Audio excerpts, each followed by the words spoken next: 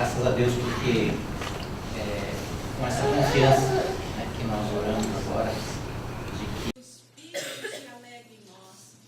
E os méritos não são os nossos méritos, mas os méritos do nosso Senhor, que fez uma obra pronta, cabal e acabada para que nós tivéssemos hoje não só a possibilidade, mas a ousadia de estarmos diante dele, né?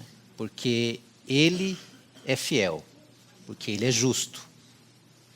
Embora nós não sejamos, mas ele nos faz justos diante dele mesmo. Meu coração, irmãos, nessa manhã é compartilhar alguns pensamentos, né, em cima de um texto em Mateus, que muitas vezes a gente olha para ele e normalmente a gente passa por cima.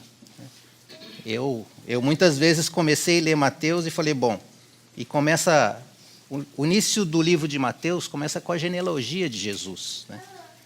E tem muitos nomes nessa genealogia, né?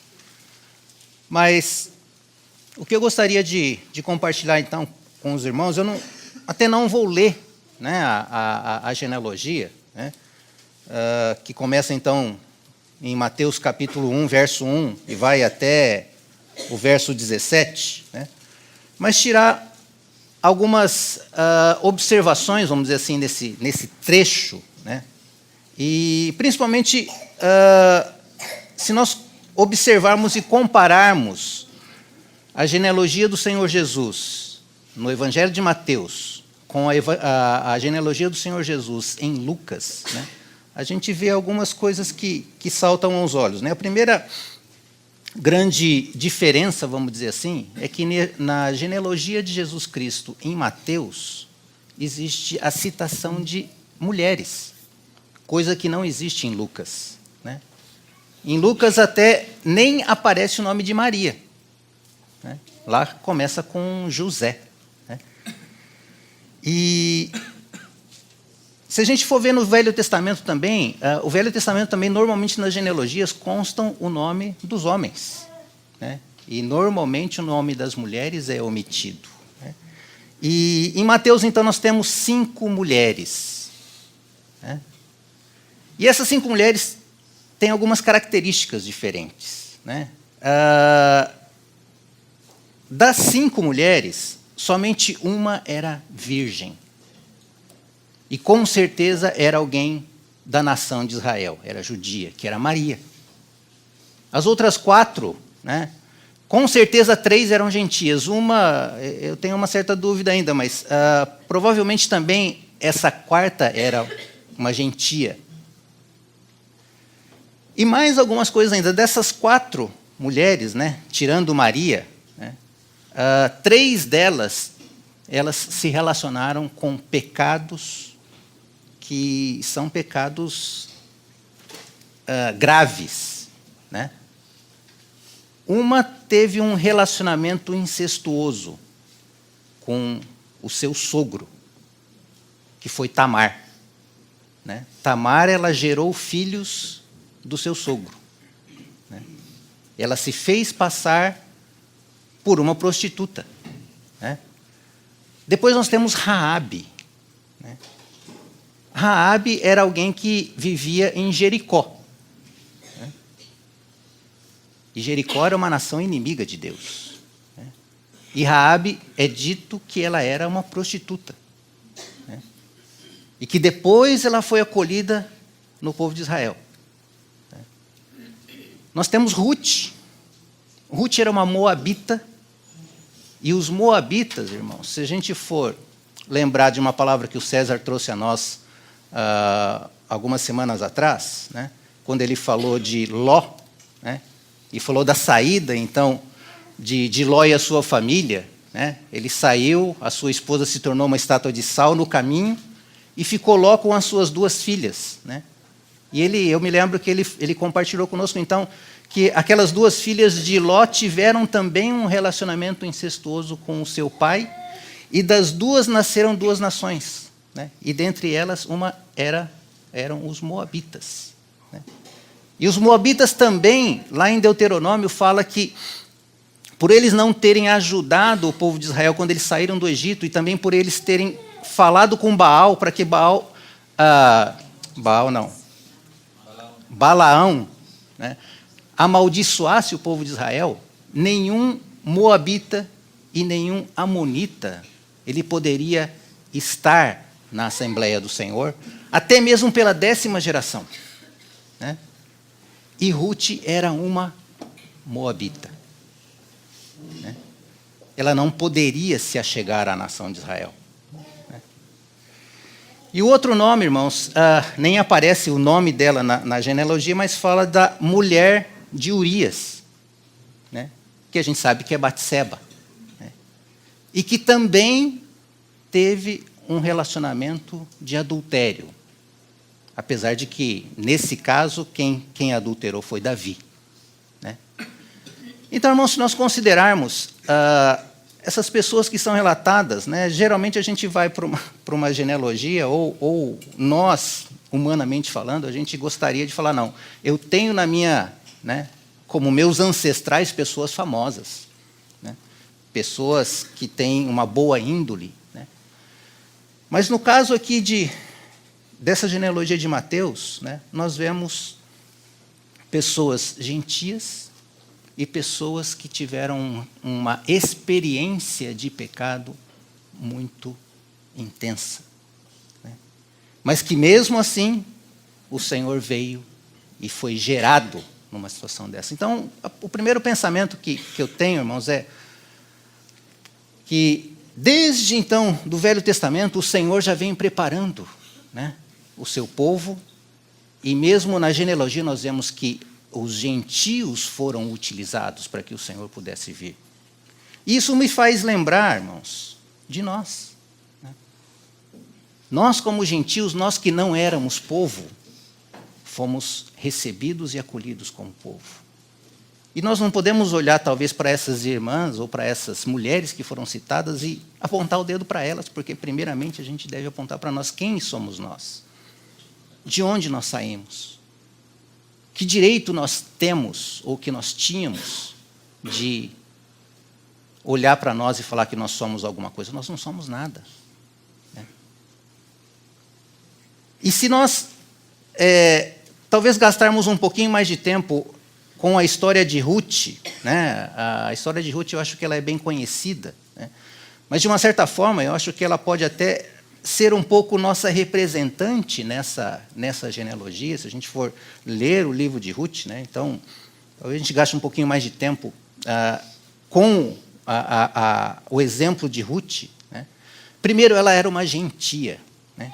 E ela estava lá na nação dela, ela era uma moabita. Né? E alguém saiu lá de Judá, né? Que foi Noemi com seu esposo, que eu acho que era Elimeleque. Elimeleque saiu com a sua esposa porque, naquela época, estava havendo fome em Judá.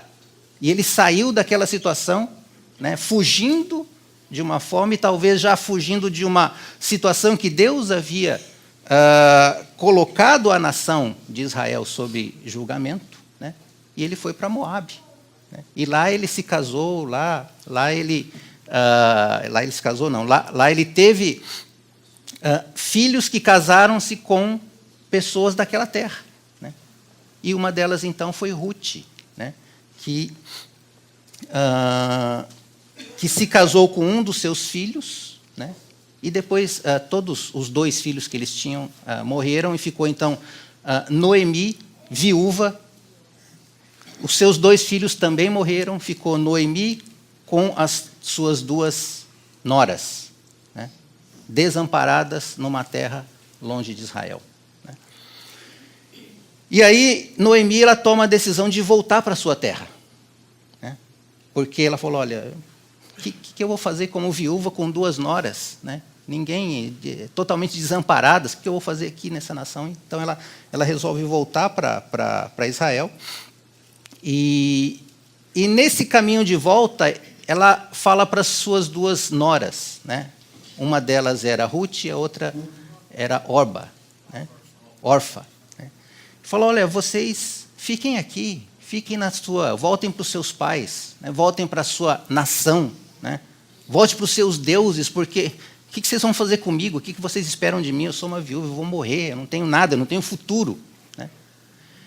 E tem, então, aquele versículo que é famoso, né? Inclusive a Luísa ela bordou um quadro, né? com esse versículo lá de Ruth, né?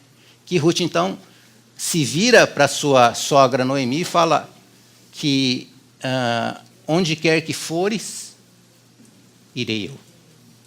Onde quer que pousares, pousarei eu. O teu Deus será o meu Deus. E o teu povo é o meu povo. Então, nesse ponto, Ruth, ela deixa os seus pais. Ela deixa o seu povo, ela deixa os seus deuses e fala, não adianta você falar nada comigo, eu vou junto com você. E muito provavelmente por causa do testemunho de Noemi. Né? Então, ela creu nesse Deus. E ela se juntou a Noemi e ela teve um coração de falar, Noemi, não adianta você falar nada para mim, eu vou com você. Se você morrer, eu vou morrer junto com você. Esse era o coração dela. Né? E a gente vê então, irmãos, o que salta aos meus olhos também é que Ruth, ela não tinha, aos olhos de Deus, nenhuma esperança de fazer parte do povo judeu. E uma característica, então, que salta para mim é, irmãos, Deus, quando há um coração de arrependimento, um coração de se voltar ao Senhor, né? Da mesma forma que Deus odeia o pecado, né? Eu creio que Deus não resiste a um coração de arrependimento. Um coração que se volta para Ele. De forma que mesmo uma moabita como Ruth, ela pôde ter a sua sorte mudada, porque ela pertencia a uma nação que era amaldiçoada. Não tinha nenhum direito diante de Deus, mas ela foi recebida, depois a gente lendo o livro de Ruth, a gente vê que ela recebe uma herança que ela não tinha direito nenhum. E 2 gerações para frente, né, ela se torna aquela que foi a bisavó de Davi. Quem era Ruth? Ruth não era nada. Quem somos nós? Como foi a nossa história? Quem de nós procurava o Senhor? Mas o Senhor nos resgatou, o Senhor foi e nos atraiu. E quando, da mesma forma como Ruth, ela se apegou a Noemi, se apegou ao Deus de Noemi, um dia cada um de nós ouviu do Senhor e se apegou a Ele. E a gente vê então que Noemi, ela teve a sua sorte mudada. E Ruth se casou com Boaz depois, que de uma certa forma representa o próprio Senhor Jesus. Ela teve herança dentro do povo. Então, irmãos, se a gente vê também, indo um pouco mais além, a gente vê o caso de Davi. Davi é muito famoso, a gente fala, puxa, o rei Davi. Mas, olhando para a história de Davi, nós vemos que Davi, ele não era um homem tão bondoso assim. Davi foi assassino e foi adúltero. Ele adulterou com Batseba. Mas a Bíblia fala que Davi era um homem segundo o coração de Deus. O que aconteceu com Davi? Davi, quando ele caiu em si e viu o seu pecado, ele se arrependeu. E quando eu olho para a história da nação de Israel, na quinta-feira, a gente estava lá, eu estava junto com o Thomas, a gente num compartilhar, né? E o Thomas fez um resumo tão gostoso da nação de Israel, né? Falando do templo, da habitação do Senhor, né? E quando a gente vê Salomão terminando o templo, né, e quando ele consagra o templo e a glória de Deus enche aquele templo, é um momento tão glorioso que eu, às vezes, fico imaginando como deve ter sido aquele momento dentro da nação de Israel. Né? Quando Salomão termina o templo e ele ora e a glória de Deus enche aquele templo. Né? E Salomão tem uma oração ali. Né? E quase que eu acho que é uma profecia, no sentido de que ele fala: Senhor, se porventura o teu povo ele for por uma outra nação, se eles se rebelarem, se eles não forem fiéis a ti, mas se eles orarem e se voltarem para esse templo e se arrependerem, Senhor, ouve. E a gente tem aquele versículo que fala que se o teu povo, que se chama pelo teu nome, se humilhar e se voltar, o Senhor ouve.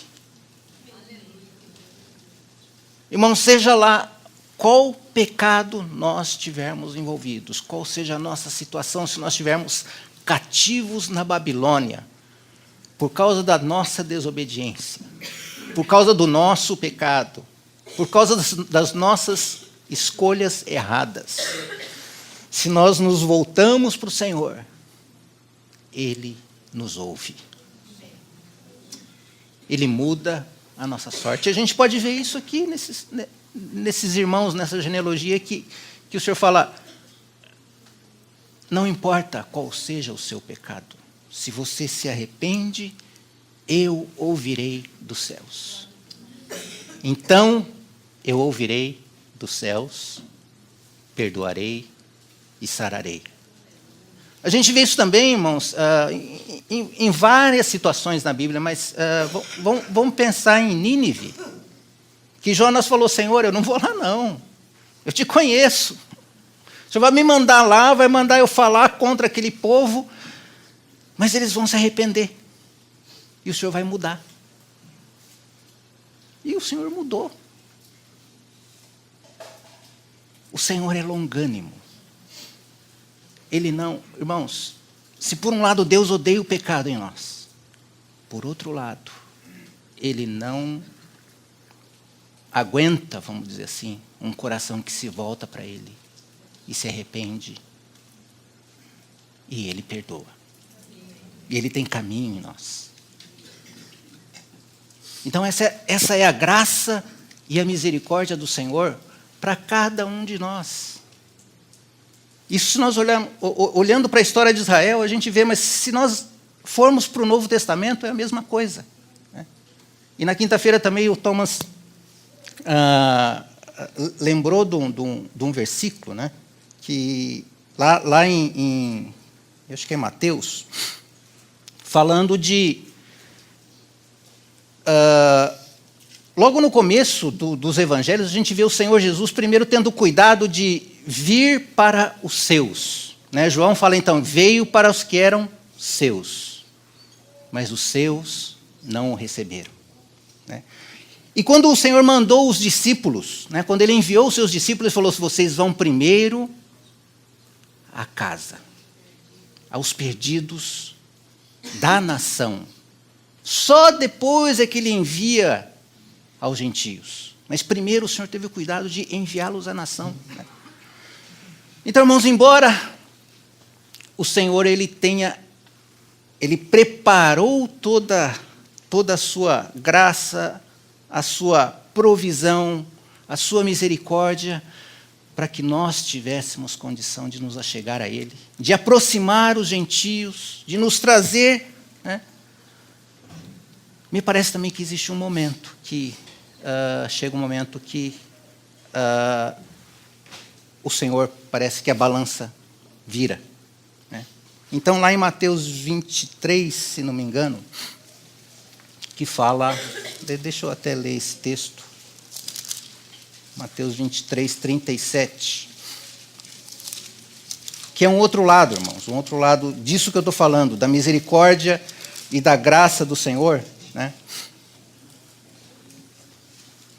Mateus 23, 37 em diante, diz o seguinte, é aquele lamento, né, do Senhor. Jerusalém, Jerusalém, que matas os profetas e apedrejas os que te foram enviados. Quantas vezes quis eu reunir os teus filhos, como a galinha junta os seus pintinhos debaixo das asas, e vós não o quisestes. E a gente vê aqui esse coração do Senhor. Quantas vezes talvez o Senhor, na vida pessoal de cada um de nós, o Senhor deve falar muitas vezes, Sérgio, quantas vezes eu tenho batido, eu tenho aberto para você, eu tenho falado com você. E aí fala, e vós não quisestes. E na continuação, verso 38, eis que a vossa casa vos ficará deserta.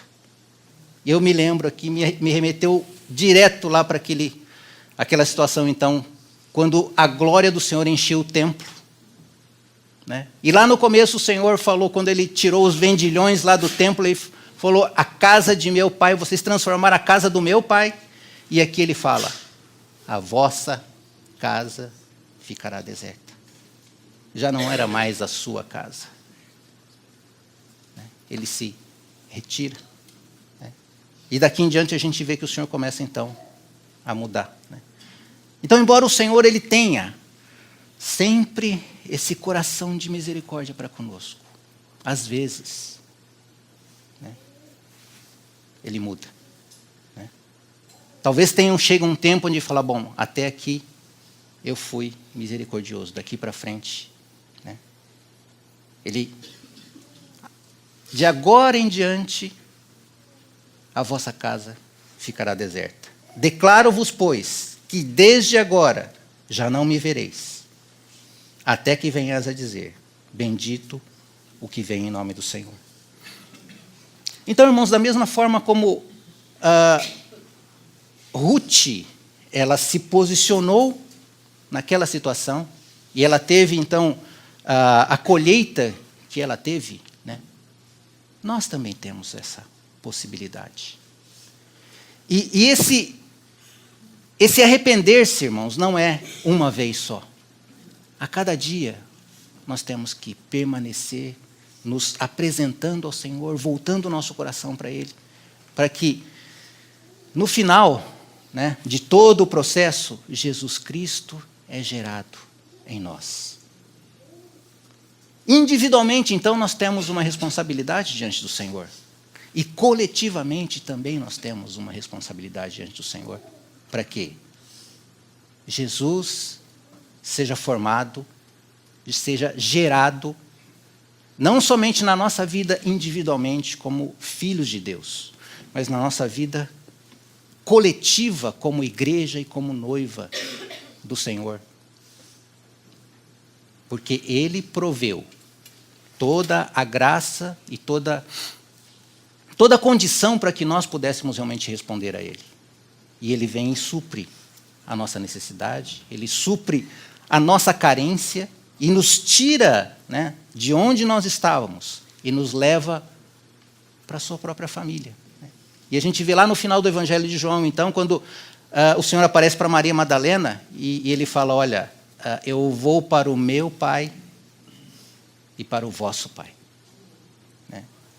Se por um lado, o nosso passado nós éramos gentios e alheios a Deus, hoje, pela provisão do Senhor, pela obra consumada do Senhor, nós nos tornamos da família de Deus. Nós somos filhos.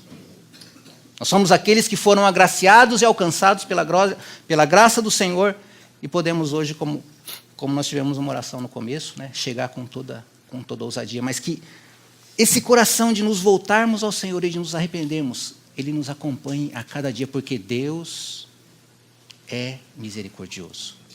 Ele é capaz de mudar a nossa sorte, mas depende de nós darmos esse passo de nos voltarmos. Então, Da mesma forma como Davi se arrependeu e se voltou. Da mesma forma como Nínive, como cidade, se arrependeu, né? E mudou a sua sorte. Que nós, como irmãos, individualmente, como filhos de Deus, possamos ter esse coração, né, de se voltar ao Senhor e naquilo que o Senhor nos mostra, nos arrependermos. E o Senhor, Ele ouve e Ele cura. E Ele nos faz santos porque Ele é santo, né? E que a gente faça isso de imediato, que a gente não seja lerdo, né? Hebreus fala, hoje se ouvirdes a sua voz, né? Não sejam tardios, né? Reajam, né? Então, isso individualmente, mas também coletivamente, para que o Senhor tenha caminho em nós, né? E não aconteça haver em nós, então, um perverso coração de incredulidade, que nos afaste de Deus, né? E nós possamos ser como Raabe, então, né? Pensando, Raabe, ela apareceu lá nesse texto quando ela recebeu os espias, né? Diz então depois que quando Jericó foi destruído, Raabe e a sua família foi salva, ela foi incorporada à nação de Israel, né? Dela também veio Davi e também veio Jesus, e depois ela é citada, irmãos, lá em Hebreus 11, que é aquele capítulo que a gente chama de a galeria dos heróis da fé. E ali o autor de Hebreus lembra de Raabe e fala, Raabe a meretriz. Pela fé, ela recebeu, né? Então, irmãos, não importa quem nós sejamos, nós temos um Senhor que, quando nos voltamos a Ele, Ele muda a nossa história. Ele nos transforma de pecadores em filhos de Deus, por causa da sua obra, por causa do seu amor e da sua graça com que Ele nos alcançou. E olhando só para o futuro, irmãos, lá em Apocalipse 14, né, fala um pouco de 144 mil que são levados diante do Senhor, e eles têm uma característica, eles têm o nome do Senhor, né, o nome de Deus, o nome do Pai, neles. Nós colocamos o nosso nome, irmãos, naquilo que é nosso. Se pegar a minha Bíblia aqui, está escrito Sérgio Suzuki. Por quê? Essa Bíblia é minha. Qual é o nome que nós temos escrito em nós? De quem nós somos? Nós somos aqueles que foram comprados de todas as nações, que pertencem ao Senhor, que não só se voltaram ao Senhor, mas se deram ao Senhor. E fala, Senhor, nós somos teus. O Senhor nos comprou. Nós não nos pertencemos mais a nós mesmos, mas nós somos teus filhos e tua possessão. E são esses que o Senhor espera. Esses são aqueles que podem apressar a vinda do Senhor para que Ele instaure o seu reino no nosso meio. Né? Que Ele traga, que Ele venha com o seu reino a nós. Então, quando nós olhamos a mesa e o Senhor fala, fazer isso até que Ele venha, até que o Senhor Jesus retorne, né? Ele quer retornar e encontrar em nós pessoas com esse coração, com essa disposição. Não de inerrância, mas de um coração que sabe se arrepender. Um coração que se volta ao Senhor e que fala, Senhor, eu não sou meu. Senhor, eu pertenço a Ti. Que nós tenhamos esse coração, como individualmente, mas que nós tenhamos esse coração coletivamente, como noiva de Cristo, que tem o nome do Senhor em nós, dizendo que pertencemos a Ele. E que se nós tropeçarmos, nós sabemos que Ele é fiel e que Ele tem graça e tem amor para conosco. Se nós nos voltamos a Ele, Ele se arrepende e Ele muda a nossa sorte. Amém. Pai, nós te louvamos e te agradecemos, Senhor, porque Sabemos quem nós somos, Senhor. Sabemos que nós somos pecadores, que nós somos indignos de Ti. Mas mais do que saber quem somos, Senhor, nós sabemos quem Tu és. Te louvamos e te agradecemos pela Tua grande misericórdia, Senhor. Pela tremenda graça como que o Senhor nos amou. Pela forma, Senhor, como o Senhor tem tratado conosco, nos atraído, nos santificado em Ti mesmo, e por toda a Tua obra de salvação e de misericórdia que o Senhor tem dado a cada um de nós. Pedimos a Ti, Senhor, que o Senhor continue com a Tua obra em nós. Que o Senhor conquiste cada vez mais o nosso coração. Ganha, Senhor, em nós um coração que se arrepende, um coração que se volta a Ti, e um coração que se dá a Ti, Senhor. Muito obrigado pelo Teu sacrifício, obrigado pela Tua vida, Senhor, obrigado pela Tua pessoa e por toda a Tua obra. Obrigado por esse pão e por esse cálice, que nos lembra, Senhor, toda a Tua obra por nós. Que nós não sejamos displicentes, Senhor, e que nós tenhamos em nós esse coração de sempre nos voltar a Ti. Obrigado pela Tua misericórdia, Senhor. Em nome de Jesus. Amém.